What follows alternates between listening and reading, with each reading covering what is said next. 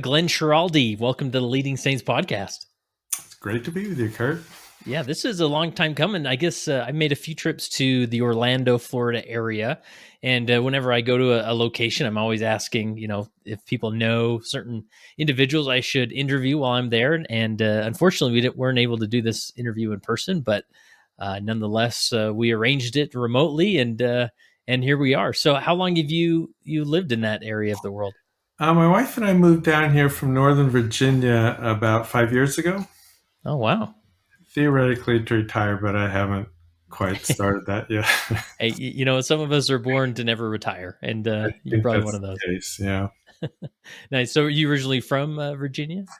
No, I was born in Brooklyn and grew up till I was 18 in Long Island, and then was in the service in the Army after I graduated from West Point. And then I worked at the University of Maryland and the Pentagon and a foundation that works with military cops and firefighters. So I've been doing that for quite a long time, still Wow. doing it. And lifelong member of the church? No, I joined the church in 1974 while I was in the service. And I always say I'm an eternally grateful convert. And it just weaves in so beautifully to the kind of work I do, healing, Yeah. helping people heal and prevent and recover from Yeah. bad stuff that happens. So, give us your 2-minute conversion story, if that's possible. Well, I was in the service, and I was raised a Catholic, and unlike a lot of my Catholic friends, I had very good experiences. I remember just times when I looked at the Savior on the cross and just felt such awe and love, and that feeling never really left. But I think after the service, which was I was in the 60s and 70s, it was not a particularly supportive experience for faith. And so I had questions, and I thought, well, I'm in Arizona, my last duty station before I got out of active duty and went to the reserves. And so I started to visit different churches, and there was a row of churches. The third one was an LDS church. I'd never heard of that, and thought that kind of died out with the pioneers. But every time I went, I learned and felt something that kept me coming back. And I met some really good friends in the service who, it was kind of a classic fellowship experience, and got baptized. And I was going to go to graduate school back east, and a friend of mine had baptized me. Said, "Why don't you look at BYU?" And so I did, and liked it, and graduated from there. Got my master's, came back to University of Maryland, and got my doctorate. And actually, I just was invited to speak at the College of Life Sciences, which was really a lot of fun, just to kind of consider where the spiritual journey had taken me all these years. So, Wow. it's been a great blessing. Nice. And then, how do you frame your professional career? You said you have a doctorate. So, are you more on the academic side, or are you more like helping individuals with therapy? So, I taught in what became the School of Public Health, and as a public health guy, my focus was, how do you take stuff out of the clinic and teach people preventively how to not get stress-related conditions like depression and post-traumatic stress disorder and anxiety. And I was hired into the program that I studied under, and it was a beautiful stress program, but it was basically bottom down. It was biomedical, and people would come up after a class or a workshop and say, "Well, I'm stressed, I'm depressed. Are they related? And where can I find a good book on how to get out of the depression?" I said, "Well, let me look." And most of the time I couldn't find a user-friendly book on depression, anxiety, and anger and self-esteem, post-traumatic stress. So I ended up writing a whole bunch of books on these kind of things. But what was the most fun is I started developing courses where we got, usually but not always, younger people in their formative years, and tried to teach skills to basically to cope, what I came to call resilience training. but skills to prevent depression, anxiety, anger, build self-esteem, learn happiness skills, and I think it is a skill. And didn't know when we started whether or not that would do anything. And what we found is everything we've looked at changed in a good way. So we found with skill training, and every day it was, here's a principle, here's a skill, let's practice it together, go home and do it on your own, let's come back next time we meet, we'll kind of process what worked well and reinforce the success and what we could tweak. And we found the resilience improved, happiness, optimism, self-esteem improved, curiosity, which is sort of like flow and pleasant engagement, while the bad stuff decreased, anxiety, depression, and anger, the big three that has been found to cause so many diseases from headache to heart disease. So that was my academic career. And then I kind of also did that at the Pentagon with military and civilians, ran the Department of the Army through it, and was invited to teach for a foundation that works with high-risk groups like military cops, firefighters, the mental health professionals who teach them. But it's all been skill-based. I want to give people not just information, but skills that they can use because life can be tough. Yeah. And even for Latter-day Saints, right? Life can be tough. So, Yeah. And you, with some of your recent research, you focused on just like your recent book is about hidden wounds from childhood and how they just impact us throughout our life. And maybe help us understand this concept and maybe take us into a Latter-day Saint context as much as possible. Like the common Latter-day Saint, like how do these childhood wounds impact their life? Probably just like everybody else outside of the church. The difference being, I can say this right up front because I don't usually get to say this in secular groups, but we have some terrific resources. And there's a myth that religious people fare worse around mental health, and it's just the opposite. The data is very compelling that people who are spiritual and religious, go to church and pray and meditate and so on, do very, very well, including Latter-day Saints. And if you look at the data, a lot of these old assumptions that were just thrown out there, like everybody would agree and everybody knows this, it's not true. So we have some terrific resources, but we're still mortal and we still have the same things that happen to everybody else. So going back to 1998, two medical doctors, Vince Felitti, who was over preventive health for Kaiser Permanente, a large HMO, had access to records from 17,000 people just going to the doctor. And he teamed up with a Center for Disease Control MD named Robert Anda.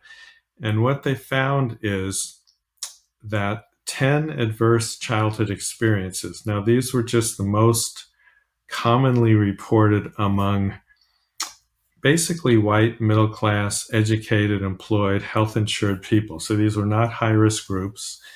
But they found that the more ACEs you had, the more likely you were to get a full range of psychological, medical, functional problems. So the 10 original ACEs, and that 10 has been expanded since then, but the 10 original adverse childhood experiences were any kind of abuse, sexual, physical, emotional, two kinds of neglect, physical, emotional, living in a household where a parent was absent from divorce or separation, domestic violence, someone doing drugs, mentally ill, suicidal, or incarcerated. And so in a stepwise fashion, the more of those you had, the more likely you were to get PTSD and ADHD and pick a mental disorder, and the likelihood increases, as did medical disorders ranging from heart attack and cancer to autoimmune to diabetes, and functional things like problems in school and employment and financial and divorcing more often. And so I came up with that term, hidden wounds, these scars that persist, that get imprinted and last throughout adulthood, often, not always, but often, unless we intervene and help people heal those wounds. Um, as I mentioned, once you get about 4 or more adverse childhood experiences, the risk increases 2 to 5 times on average, although it's much higher for things like ADHD, suicide, drugs.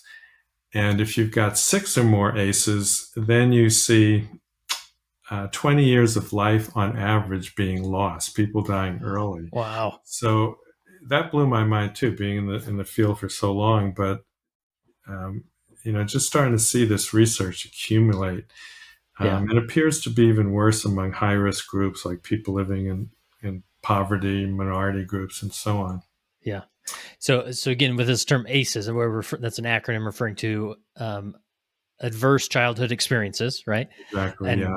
And like abuse. I mean, you list them off there. So you're saying like even somebody may have some of these, one or two or three ACEs in their childhood, and then later on in life, their health just diminishes. They're not doing well, and they don't exactly know why. They haven't been a smoker, or they exercise, but Right. this trauma can even have physical manifestations as well. Yeah. And I listen with interest to Sarah Brewer's wonderful podcast, like Oh, cool. pornography or any other addiction. It's the same Yeah. basic mechanism.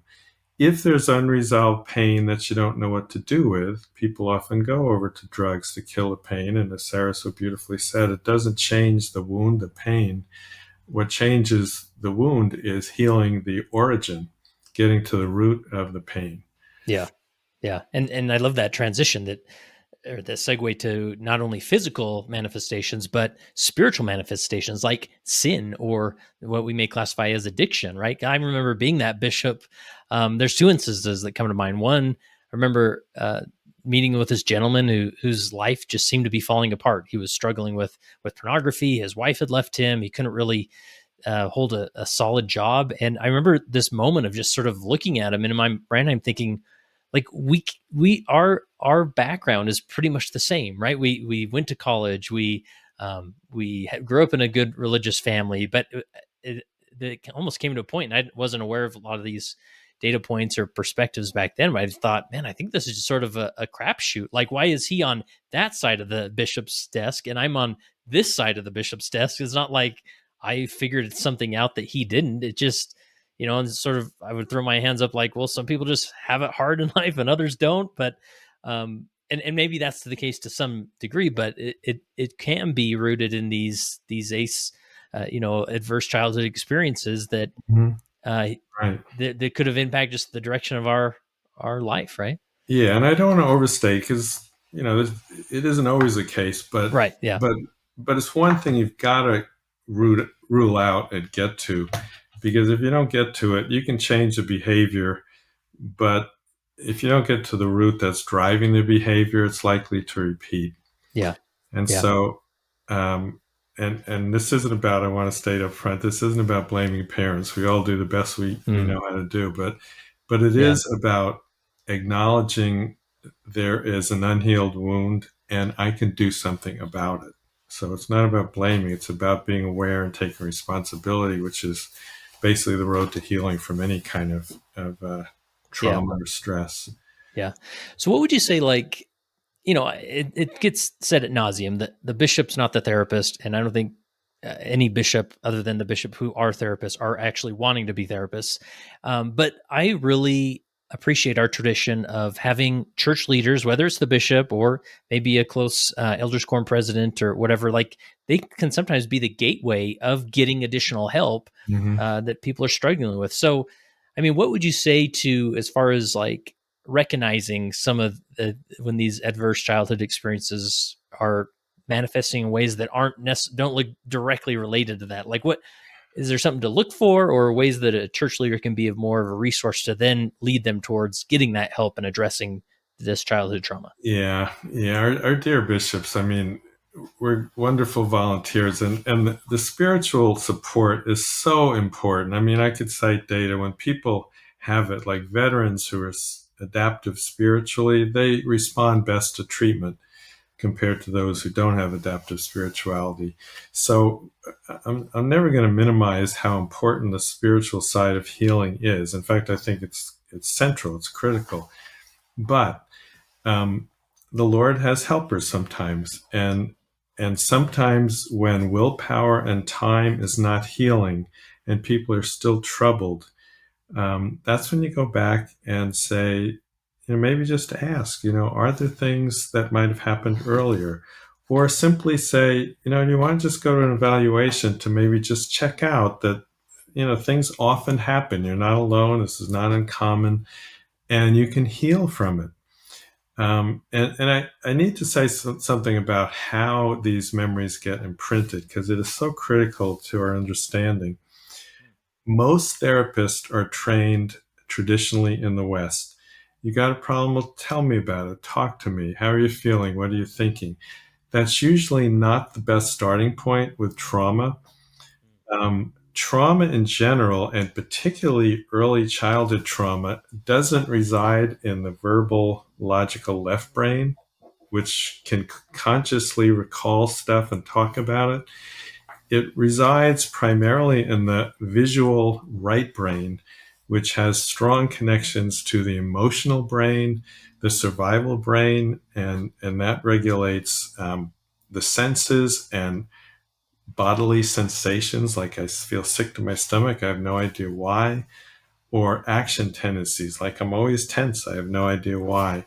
So a good clinician who understands trauma will approach it from a bottom up rather than a top down way. By that I mean calm the body so that the brain can follow and get into the what I call a resilience zone, where arousal is not too high, not too low, where everything works. All parts of the brain are working together. You're able to talk coherently about what you do recall, what you don't recall. There are some brilliant strategies developed in recent years to just start with, okay, you have this feeling in your gut. You don't know where it comes from, or maybe it's shame. Shame gets imprinted often in the first weeks and months of life, because the right brain in a child can take in a disgusted or angry look from a caregiver. And maybe, well, the child doesn't understand the words because the left brain isn't developed enough, but it'll sense if they're not wanted, they're not loved, they're Wow. not enjoyed, they're not protected. And again, without blaming anyone, but if the caregiver is stressed because of a cheating spouse or conflict in the marriage, the child senses and internalizes that. And if you pick up the sense of shame that I'm not wanted, I'm no good, then 40 years later, we all have seen people that are, and my wife and I taught in the addiction recovery program for 4 years, people who were likable, nice looking, successful in a worldly sense, and they hated themselves. Yeah. And that's shame, basically. But you can't reason someone out of that because it didn't get reasoned into the person. It gets imprinted on the right brain as a felt sense. And so I got to use different clinical skills. Yeah. Yeah. That's really helpful. And I think, and I don't know if this is the direction you want to go, and maybe you can clear me up a little bit here, but there's this sense of like maybe that, let's say a bishop is sort of that gateway of, I mean, wow, this person's really struggling. Maybe it's with sin or with other things, like their life just seems to be falling apart and above his pay grade. So he's going to refer out to a therapist. Well, that bishop doesn't maybe understand the dynamics of different therapy and what's needed to address trauma. And so in our Western lifestyle, we think therapy looks like an individual walks into an office, sits on a couch, and talks a lot, and Mm-hmm. being prodded with questions from the therapist, and magically they feel better. Or at least that's the hope, right? And I remember as a bishop, for many instances that would help. For other instances, I've been scratching my head like, why are we paying for therapy? Like they've gone through 6, 7, 8 weeks and nothing seems to change, right? And in the recent years, I don't know if maybe this is too strong, but I've been a little more skeptical of just talk therapy in handling some Mm-hmm. of these things, because it's just a different problem when dealing with trauma, rather than just talk about it a lot and then you'll suddenly feel better. I mean, maybe there's some coping strategies and whatnot, but it sounds like what you're saying is that there may be a deeper, more dynamic approach to addressing these adverse childhood experiences that lead to trauma. Right. And I saw this all the time. I would get graduate students from the psych department, and they said nobody tells us about this in the psych department. We're taught Freudian stuff, we're taught cognitive therapy, and that can be useful. I think the guiding principle here, Kurt, is that it's helpful to tell your story, talk about what happened, especially in a respectful environment. But that often is the last step. We can put the story to rest once we put it to words. But as I tried to express, many people are not able to talk about what happened. Either it happened before their words came online, the left brain came online, or it happened later under trauma. The left brain still goes offline because the brain says, you've got an emergency here. You've got to fight or flee, and you don't have time to think rationally or talk. So that memory again gets imprinted on the right side of the brain. And so here's a therapist classically trained saying, talk to me about what happened. Well, maybe I can't. Maybe I'm afraid of losing control. Maybe I don't trust you yet. And so, yeah, you gotta know, you don't just send someone to a counselor. You want somebody who's a trauma specialist who particularly understands childhood trauma, attachment problems, and then all these skills make sense that I wrote about, and a good clinician will know. But that's relatively rare. So, I mean, for a church leader who's maybe referring an individual out to a professional therapist, are there some questions they could ask about, like, are you a trauma specialist, or is there a certain, classification that or schooling that a therapist has received? How can we make sure they're getting the right therapy? Yeah, you definitely want a trauma specialist as opposed to just a typical talk therapist. But you want to go deeper than that. I'll just tell you about the type of therapy that I'm most impressed with.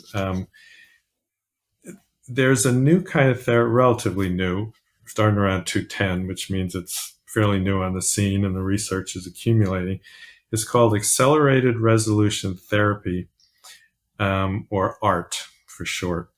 And the originator of it, a woman named Leni Rosenzweig, took EMDR. I don't know if this is commonly known about, but it's where I'm familiar.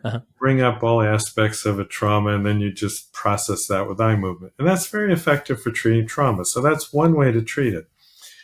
Rosenzweig, though very creative, she wanted to add things to it and take it much further than EMDR. And it turns out she came up with this accelerated resolution therapy, which works typically in 3 or 4 sessions, sometimes less.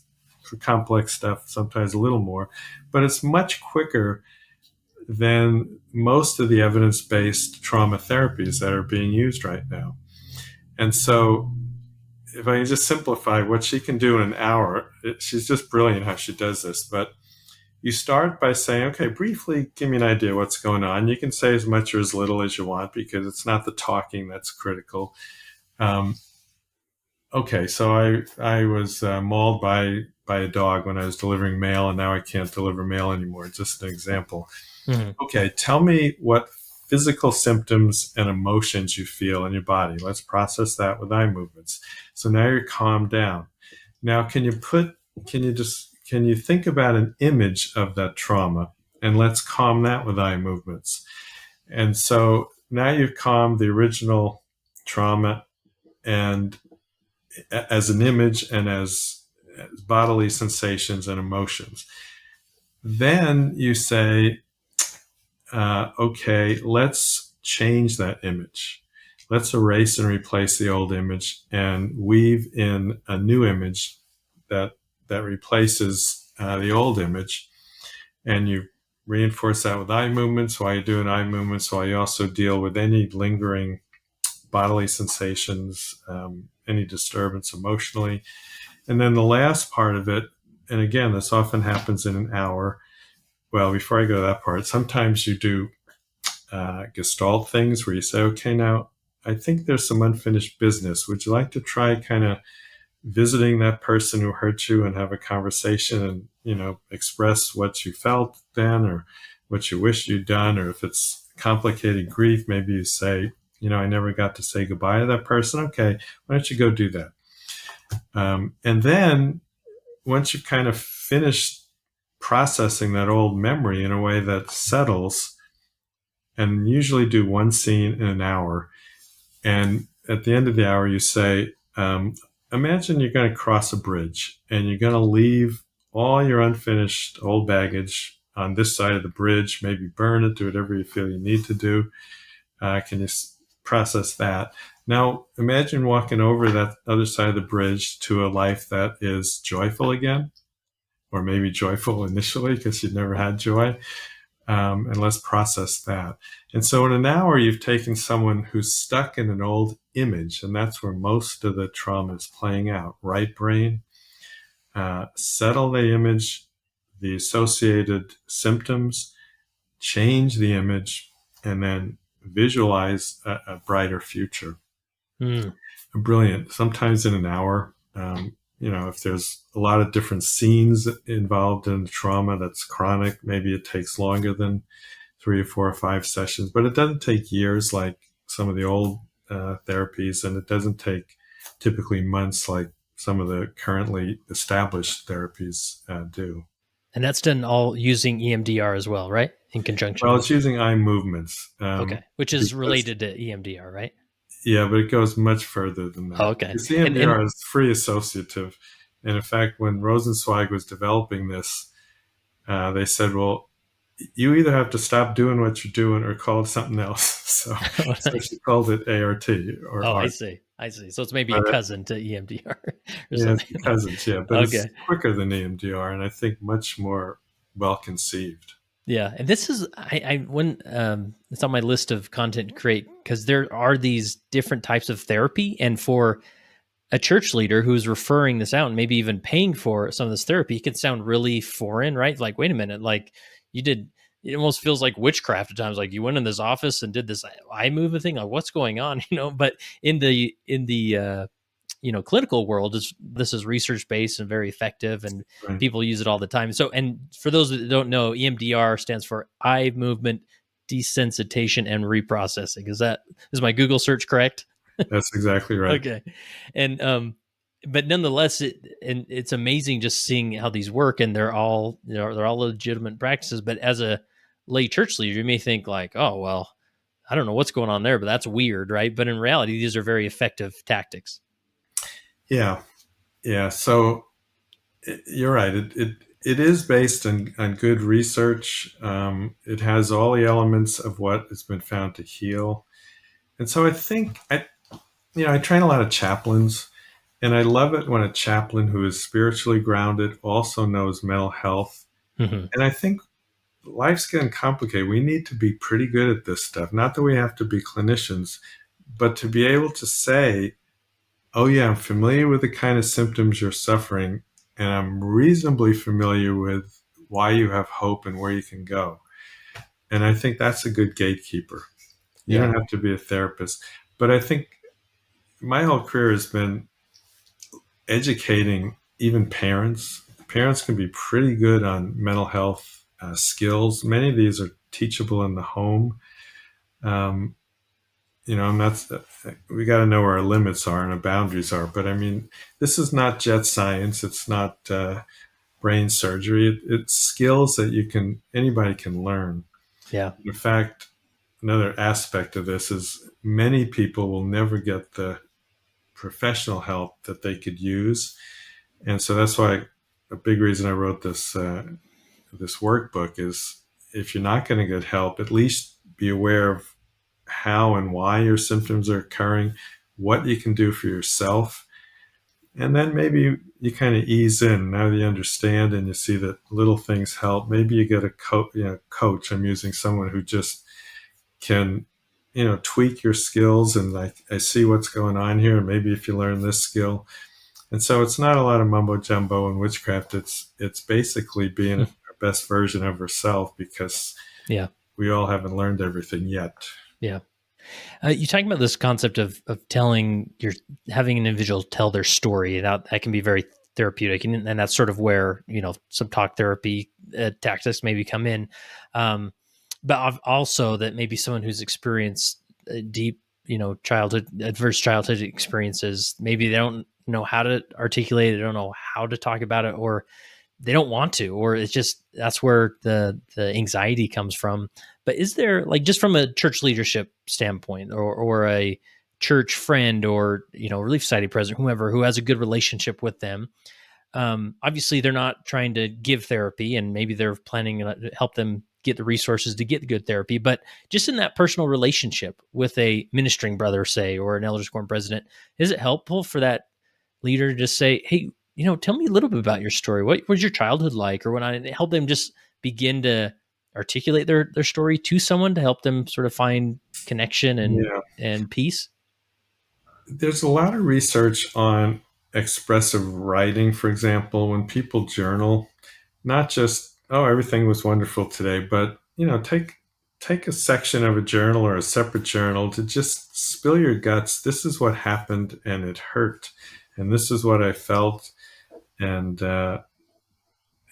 there's usually a benefit to that. But again, there's kind of an art to this. It's not one size fits all. You might just say, if you're not comfortable talking about it, just reasonably familiar. There's a lot of research when people start writing, get it off your chest. If you keep it bottled up, that's when it eats you up. And so journaling is good. That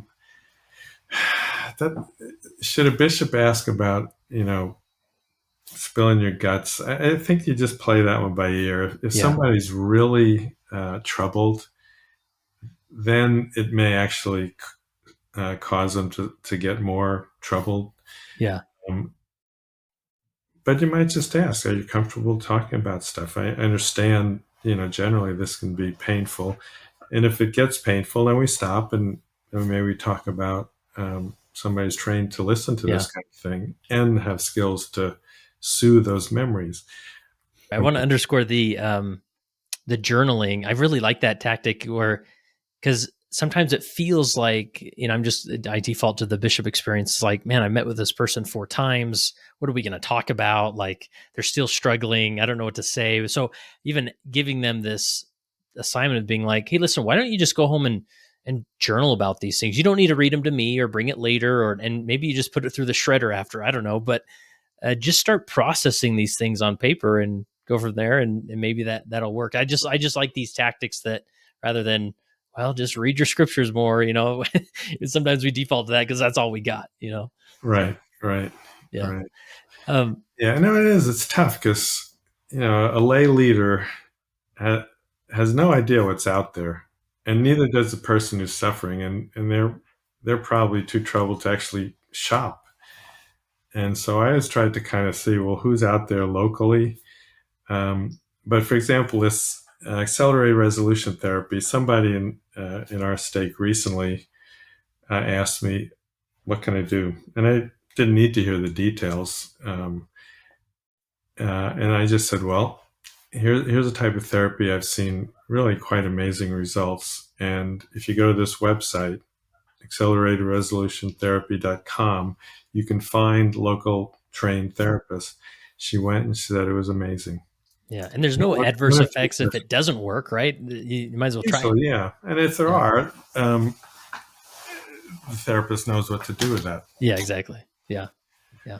I noticed, like, sometimes this church, like, I like the advice you gave her, like being open, asking people they want to talk about it. Because a lot of times I found that as a bishop, I was sort of this figurehead that had an office. People could come in and they could talk about anything. And again, not that I was giving therapy, but they just needed a container that felt safe, with a person they felt safe with, to just start talking. And I remember one individual who started opening up. He had been struggling with some pornography addiction and masturbation and things, and he was really just buried in shame about it all. And he began, after a few appointments, he felt safe enough with me to start opening up about a sexual abuse that took place in his childhood. And I remember him telling me, I've never told anybody about this. And you can almost just feel a little bit of this weight off his shoulders of like, I'm finally talking about this. And I, for that point, obviously encouraged him heavily to seek professional help about these things as we continue to talk. But I think just creating that place of saying, if you do feel safe here and you do want to talk about it, I'm all ears and I'm willing to hold space for that. Is that a good way to articulate that? I think that's wonderful. And it's also good to maybe say, I understand this could be difficult, maybe Yeah. hard to open up with somebody you know, and that's what a good therapist will do. Yeah.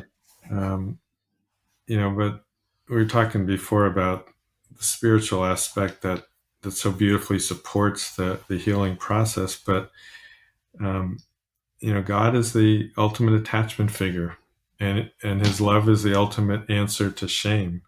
And so that's what bishops can do. And it's totally fine to say, I understand the healing process, but I'm certainly not, equipped or licensed to counsel, but I'll certainly talk about the Lord's love for you. And that never changes. Not when you're masturbating, not when you've got pornography. And often it is fed by, you know, shame from the past. And Yeah. that's not a shameful thing to have shame. It's called mortality, but we can heal. It Yeah. doesn't define us. Tell me more about that phrase you just used. God is the ultimate attachment figure, like, because in its essence, that's what we're looking for, is attachment, or a safe being to attach to that's going to offer love, right? What I mean, tell me more about that. Why do Yeah, we, as far as the concept of attachment, and why do we yeah. need attachment? It's a beautiful concept, really.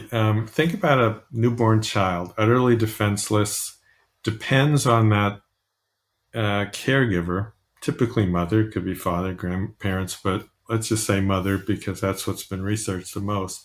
If that child senses, right brain, gut sense, not left brain, that they're loved and enjoyed and protected and attuned to the mother. In other words, when I cry, that means there's something wrong, and I can count on you to help me. Um, and I think about the parallels here with the Lord. But that child's brain develops in a way that is calm. It's not on high alert. Mom leaves, but I know she comes back, and therefore all's going to be well, and so I don't worry. My brain doesn't develop to be on high alert. Um, Conversely, if someone is insecurely attached to a caregiver who, say, looks with disgust or anger, then the kid says, I mean, not verbally, but at a gut sense, wait a minute, I just feel like I don't matter, I'm not worthwhile. That's where the problems start. And so if a child develops a brain that's on high alert, and usually there's shame attached to that, pre-verbally, uh, below consciousness, it's more a gut, visceral sense, a felt sense of dread, sense of worthlessness. Um, that can be reworked. The brain is malleable. Hmm. Um, and so some of the things that I talk about to secular uh, groups is like using imagery to stabilize and strengthen the brain. Like, it's kind of a funny story, but I was teaching a bunch of veterans, and of course, they have a lot of PTSD from war trauma. And we typically say, well, let's process the war trauma, but never mention, let's talk about what happened 40 years ago. And so after everybody left, and I was outside, an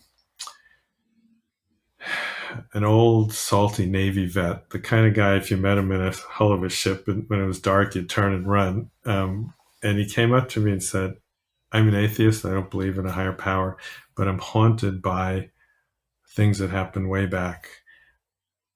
You got anything for me? I said, well, yeah, the VA has got a skill called the moral authority, where you imagine a figure. It could be a spiritual figure, a neighbor, a grandmother, or God for believers. Can you imagine being in the presence of someone who loves you, doesn't want you to suffer, wants you to be happy, has your back?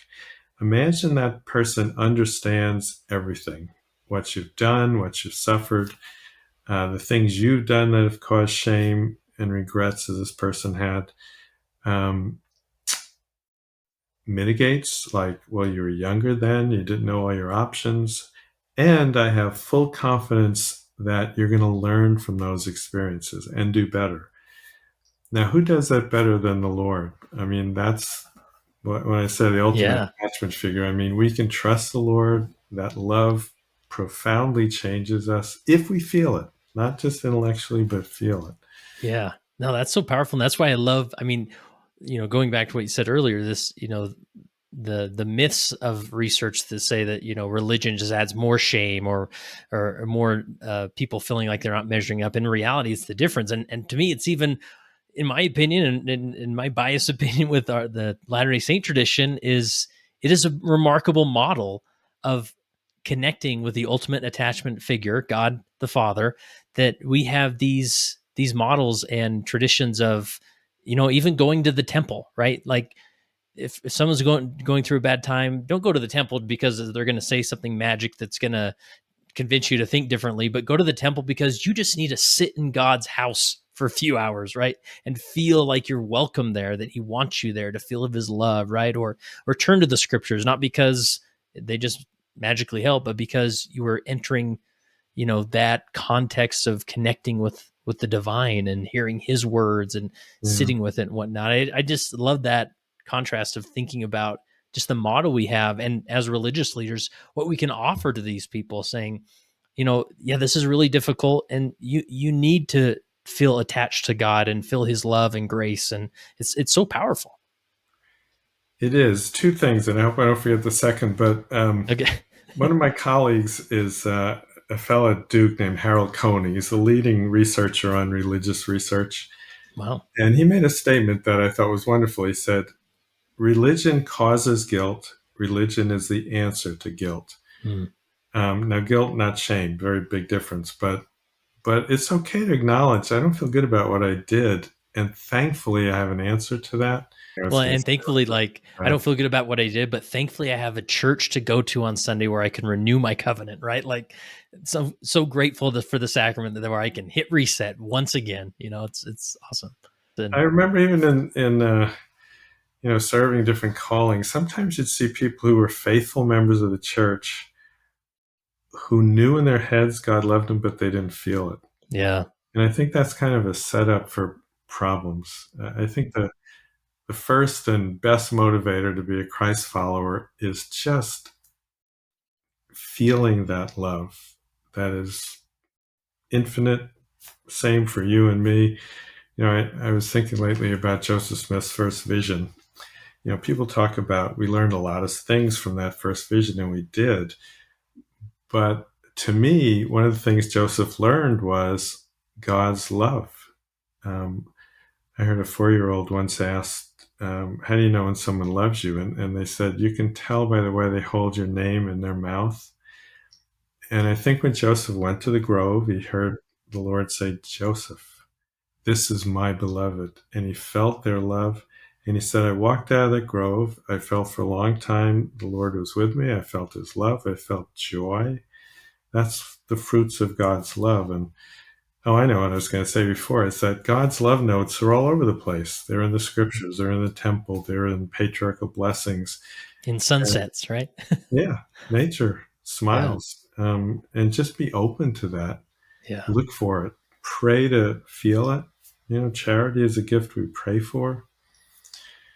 yeah, So it's things work together beautifully. It's not do this or do that. It's like, gosh, we have all these wonderful resources. yeah. I love that. So good. Talk to me in going back to the context or the concept of trauma. Oftentimes, I've heard therapists frame it as there's big T trauma and there's little T trauma. So the big T is like, I was sexually abused as a child, or I've experienced a rape, or I've been to war, like where obviously it's a traumatic experience. And then there's little T trauma where um, maybe it's just more subtle. It's over time, just sort of that friction that builds and creates that wound. And is that a fair way to frame it? Is that a thing, or how would you articulate it? Yeah, I think the people who make the Diagnostic and Statistical Manual, which is kind of the dictionary for mental illnesses, they want to say there's an all or none character to disorders. if you get this many symptoms, you're over the threshold and you got the problem. Well, there are a lot of people who are just below the threshold. And sometimes the symptoms don't rise to a formal diagnosis, but you still have problems. And sometimes it's accumulation of the little things. Maybe I just grew up with a critical parent, or a critical sibling. You never hear about the siblings, but they can do a number on kids sometimes too.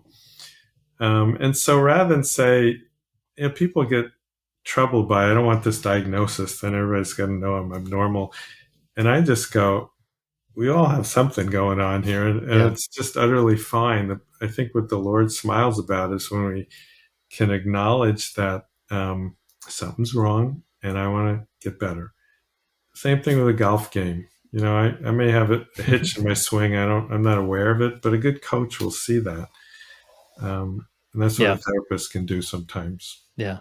And I guess from what I've learned, like the important part of dealing with trauma, I mean, maybe one of the first initial steps is to recognize that it matters. Like obviously the wound in from your childhood, it hurts, but if it's not like this big T trauma, and that's similar to my experience, like there's not like in this an event or this huge traumatic experience in my childhood.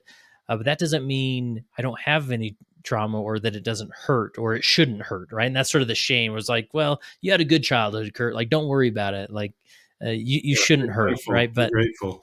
And yeah, that's true. Be grateful yeah, and go, what do I do with this that hurts? yeah, And that's what I love about these skills that I get to teach soldiers, say that it works for healing, it works for prevention, and it works just for coping better. How many times do I hear people say, I never learned that skill. I wish I knew that I've said that. I wish I knew a lot of the stuff I've learned over my career when I was 18 instead of when I was 58 or 75. It's, yeah, yeah. So I'm curious with like obviously A standing for adverse childhood experiences. Is there is there just something about the childhood? I mean, we're obviously still maturing. Scary things seem more scary back, when we're developing. Is Would you say that the vast majority of like issues that mental health issues that people deal with are because of a childhood experience? Or I mean, what is it about the childhood that makes this more prominent? well, I saw some data. I don't stand by it, but I just saw that someone predicted 30-40% of depression and anxiety has roots in childhood stuff. Hmm. I don't know what the Who knows, right? proportion is, but certainly it's one thing you got to rule out, just like you have to rule out medical causes of depression or anxiety. And that's why a good clinician knows a lot, but I worry about some of our graduate programs that uh, just so much they don't teach and they could teach. Yeah, yeah.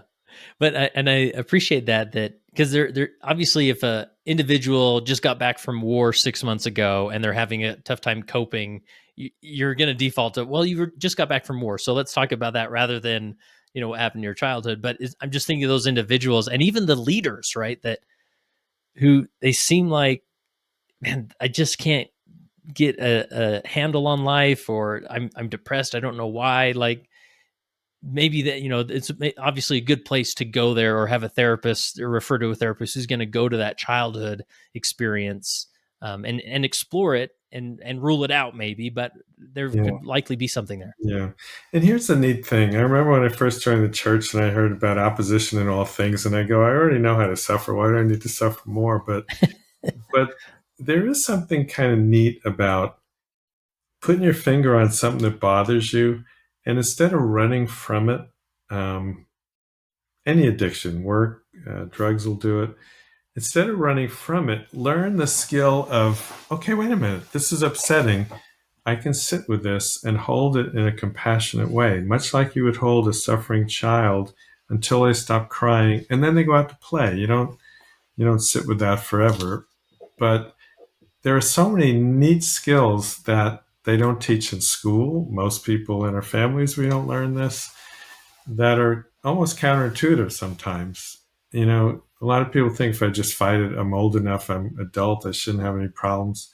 Well, guess what? We sometimes do, and that's just utterly fine. And great skills we can learn to deal with those.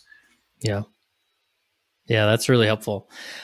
As we wrap up here, I want to ask, I'm just thinking about, obviously, if somebody has experienced trauma, especially in their childhood, and now they're trying to just do life and it's very difficult. Um, Obviously, it's the coping mechanisms like sin or addiction or pornography or, those raise a red flag automatically. Like, okay, your behaviors are off course here. There's obviously something to be addressed. But there's also these, like, I don't know the right word for it, but positive behaviors that maybe they double down. I'm thinking of like the high school student who is struggling with his or her self worth. So they exhaust themselves in getting straight A's, right? And sometimes there's that straight A student who dies by suicide, and everybody's just baffled, like, but she was getting straight A's, like Mhm. everything seemed to be going well. When in reality, that was more of an effort to prove that the trauma shouldn't hurt her. Or I'm thinking of the church leaders, right, who have been straight laced their whole life and they're doing all the things. They're temple attendance 3 times a week. They're reading their scriptures and but they're doing it with the intent of coping with the trauma to prove that the trauma isn't bothering them when in reality it's still a negative Yeah, manifestation of that. Do you see yeah. where I'm going? Like, I bring your exactly do. expertise to this. I do. Yeah, I went to West Point, and that's kind of a model overcompensation school. Yeah.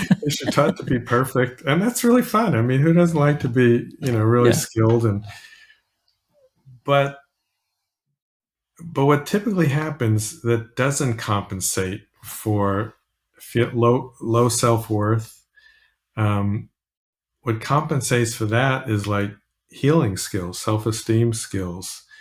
Um, forgiveness skills. There's a whole bunch of skills, just depending upon what's driving that overcompensation.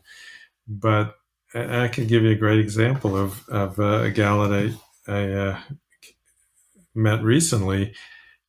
Cheerleader, straight A student, beautiful smile, everybody liked her, and she just crashed. She got in the wrong crowd. She was taking AP courses, went to college, and fell into a crowd. And she was so longing for attachment, belonging.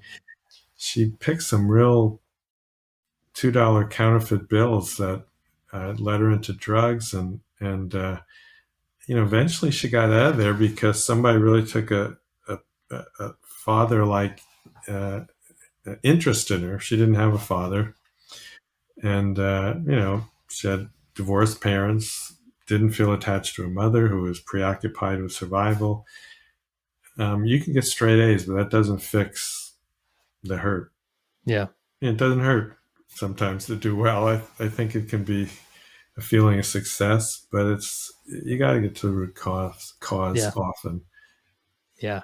So that's definitely a thing, right? And I just I don't know, like, and sometimes I'll feel this with individuals I'm interacting, maybe in a church setting where I feel like, and they're a little bit over happy, or they're like, I feel like I'm not really getting the real person here. And there's sort of, Mhm. there's almost this pose of like, I'm super churchy and I'm going to do all these things and I need to prove to the world that I'm good enough or whatever, Yeah. right? And here And we go, Kurt, back to that gospel truth. yeah. That there was a study done at BYU that was kind of interesting that LDS people tend to be overachievers. That Hmm. can be good or not so good.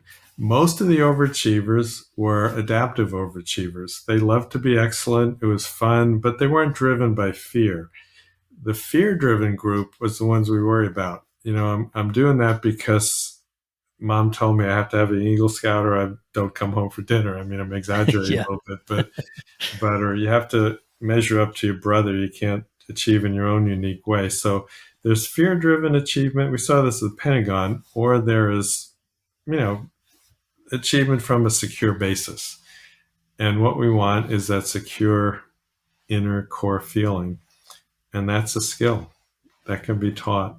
Um, Yeah. and the spiritual truths help. Like, what did Elder Holland say? The first great truth of the universe is God loves us exactly in the way that he asks us to love him. All our heart, might, mind, and strength. Yeah. That's where security comes from. It's not from achieving. Yeah. So powerful. So, I mean, is there I've sort of painted the picture here, and you've added to it much better than I could. But I mean, with those overachievers, those people, I mean, what do we do with that? I mean, unfortunately, you almost have to wait till they crash. It's like, and they're so exhausted that they have to turn for help. But obviously, we don't want people to get to that point. Well, no, you don't. I guess it just depends how open the person is. If you start to get to know them and talk, then these things might just organically come up. I find talks and teaching to be really useful. Just that, be anchored in the Lord's love. You don't have to do anything to get his love. And that's sort of the basis of the self-esteem skills that I used to teach at the university, that love is unconditional. Worth is unconditional. Yes, you can grow, but do it from a secure base because it's fun, not because you have to prove your worth. Yeah. Sometimes we can just teach those, and that's why I love classes rather than crisis counseling, because people are not feeling singled out and stigmatized. Yeah. Yeah. Well, Glenn, this has been such a remarkable discussion. I think it's been obvious how much I've enjoyed it, and I've sort of bounced all around the outline that you sent me, the proposed maybe principles we can talk about. Anything that I glossed over, we didn't talk about that you want to make sure we cover before we wrap up. It's just kind of a constant theme that we don't have to suffer for decades. There is healing. If we haven't found it yet, even if you've been to counseling previously and got one that didn't work for you, keep looking. Again, I think it's skills. It's not inadequacy that's core deep. It's just we haven't learned skills. When we learn the skills, we find we're happier, we suffer less, and anybody can learn these skills. I think that's the hope of the gospel, certainly, but it's also the hope of good psychotherapy. Yeah. Amen, brother. Well, if people do want, I know you've written books. Are they more academic books, or are they? I Oh, mean, no, where would you send people to check out your work? well, I usually just go to Amazon. They're all written primarily for regular people who want to know what's going on and what can I do. Yeah. And then secondarily, a lot of counselors read it and go, I wish I'd learned this in graduate school. But, knowing what you can do to reduce stress, to be happier, feel more whole. I think there are a lot of skills that we learn from overcoming adverse childhood experience. And I tried to capture that in this most recently published book, the Adverse Childhood Experiences Recovery Workbook. But any of the books I've written on self-esteem or PTSD, warrior suffering, they're all on Amazon. If you just go Google my name or the title of a book, that's where I usually go. Awesome. Well, we'll definitely link to your author page on Amazon and some of your books there so that people have a straight shot to those resources. Last question I have for you, Glenn, is, even I'm just reflect on even your time at West Point. Obviously, that's a celebrated leadership institution, I would say. But just reflecting on your time as a leader, both in the church, outside the church, how has being a leader helped you become a better follower of Jesus Christ? I love that question. Thank you, Kurt. I saw at West Point some bad leaders and some really, really good leaders. And you sort of develop a leadership style. And that's why I enjoyed leading in the Army and in the church, because a good leader loves his people, just like the Savior. Come follow me didn't start with the infantry guy, it started with the Savior. People respond when they know the leader cares. And that sounds trite, but I mean, all the studies find that caring trumps technical skills. It's all important. You got to have both, but the caring, the heart of leadership is more important than technical skills. And that's why I think bishops do so much wonderful stuff, because they care. And you can sense that, hopefully. And that can be tremendously healing. We can learn the technical stuff over time and down the road, and we go to workshops for that, and then we get released before we've really learned it. But the heart matters. If you respect people and you care, people know it.